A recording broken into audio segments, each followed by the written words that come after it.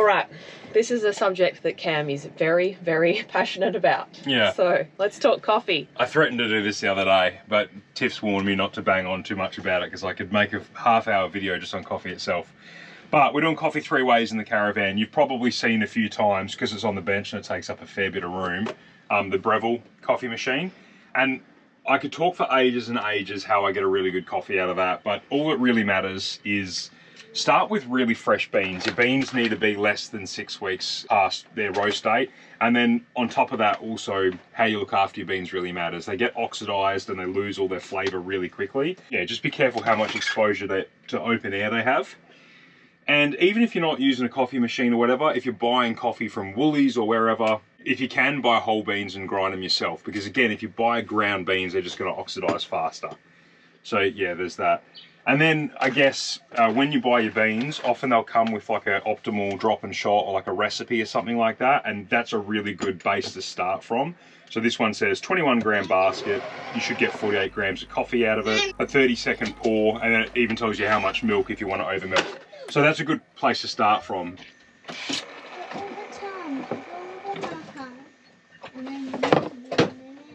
Check that out. Getting a bit better at the old barista art, latte art. Got a little love heart cross feather this morning for you, Tiffy. Anyway, so that's the machine. Just play with the settings and work them out for yourself, because when you nail it, it's wicked. And we get a really good coffee out of that, don't we, Tiffy? We do. But do you need a machine this big to travel Australia? I don't believe so. I think it's too big. I think it takes up too much bench space. I'd be happy with a pod machine. I don't mind pod coffee. You hate pod coffee. So. Well, let me just say one thing quickly, because when we had a pod machine, we were buying coffees out more, weren't we? Or I was, definitely. Yeah, we were. I was buying a coffee pretty much every time I drove past what looked like a good coffee shop. Yeah. Since we've had that, how many takeaway coffees are we buying? Yeah, none. Yeah. So anyway, it does make a really good coffee, but I guess it's just how important is coffee to you? Do you want to take up most of your bench space? Yeah. So anyway, there's that. That's one way we do it. I could do without this, and I'd also be quite happy just doing Moka Pot coffee. To be honest with you, I like a good Moka Pot coffee. Yeah. Moka Pot coffee is just a bit more fiddly. This thing is so super simple. And we will just quickly, because we've got a really good dedicated space for this to go when we travel, that's why I'm happy to bring it, and I'll show you a spot of where it goes. It fits perfectly in one of our cupboards, so that's a big plus as well. Yeah. Having a place to put it when you travel. And that's the primary way that we're going to do coffee. Now, often we're traveling when it's really hot, and I don't like to drink, neither of us like to drink hot coffee if it's a really hot day. We love cold brew. Now, we had a really good way of doing cold brew at home. Took a little bit more filling out in the caravan because we didn't really have space for our big cold brew brewing vessel. So we tried a few different things. Loving this. This one's from Amazon. It's not expensive. Was it 20 bucks or something, Tiff? Yep. I'll put the link in the description and the title for what it was called on the screen because I can't recall.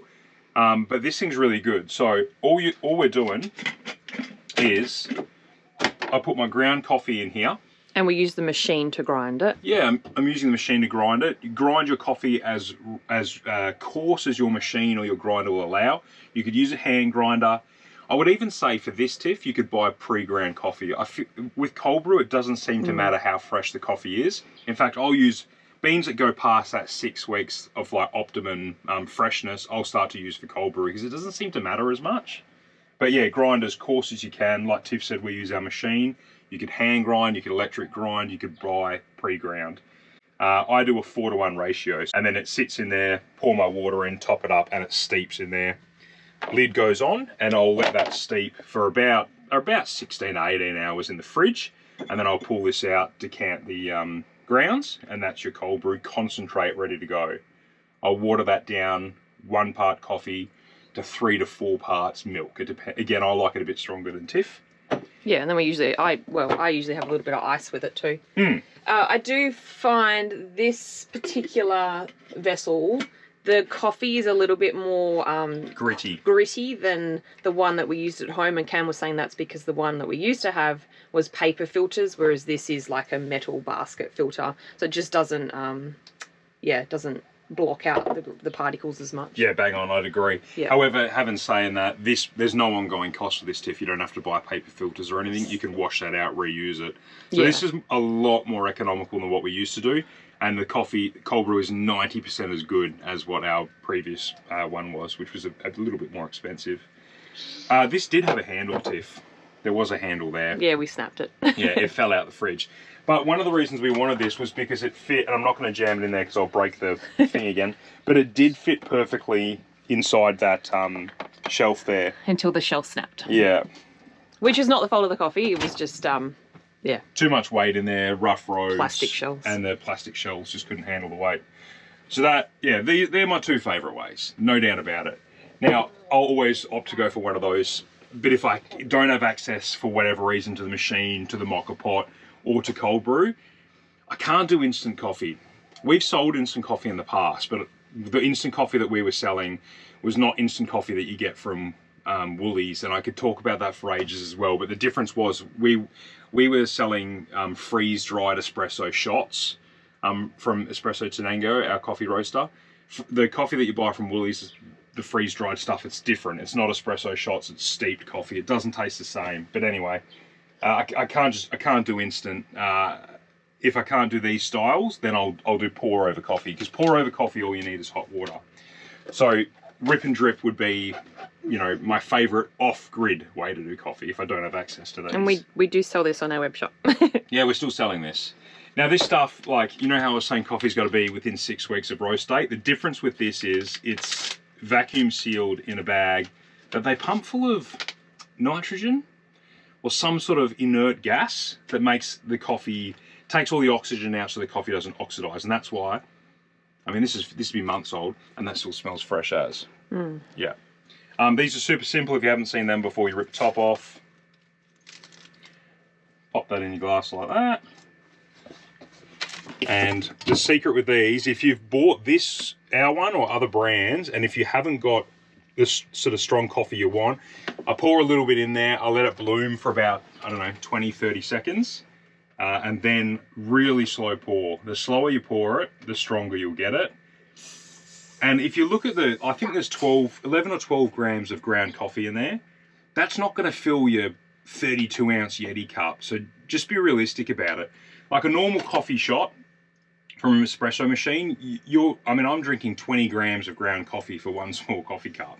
So you're not going to get a really strong, huge coffee from a coffee pour over bag. It'll be really good coffee if you have a reasonable size cup. I reckon these make a bang on coffee. Around 200 ml is perfect. But yeah, the slower you pour, the better your brew's going to be. Brodie, you are a pain. Radio, I think he's banged on for far too long. And now I have to drink this. These are perfect for, especially if you're doing like international travel, or you're just even, you know, like in a rooftop tent, you don't have a big caravan, you know, with you as well. Yeah, you can boil the billy. Perfect on-the-go solution. Boil the billy, use the jet boil. You just need hot water. We saw these everywhere in Japan, Tiff. Yeah. Japan's huge on these. Yeah. Anyway, there you go. Righto. Yeah, that went on for a while. Well, how long was that? Oh, shit, that was only 10 minutes. Yeah, I know. Yeah. Maybe I'll trim some out, sorry. He's very passionate about coffee, and I know a lot of you guys are too. Anyway, we got to pack up, Tiff, and get out of here. We're off on another adventure. We are. Cheers, guys. We'll see you in the next one. See you later.